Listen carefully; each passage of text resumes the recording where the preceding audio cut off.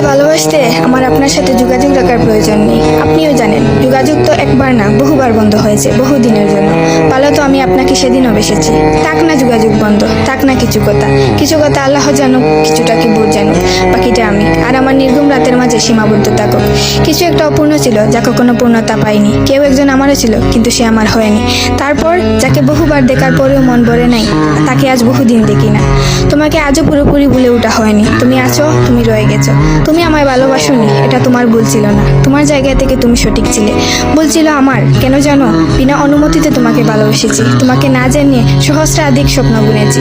ভেবেই নিয়েছি তুমি আমার। এক প্রকার ধরেই নিয়েছিলাম তুমি কখনোই আমাকে ফেরাবে না। মনে করেছিলাম বাকিটা জীবন তুমি শুধুই আমার। এসব কিছুই বলছিল, সব কিছু বলছিল। আরো বলছিল কি জানো?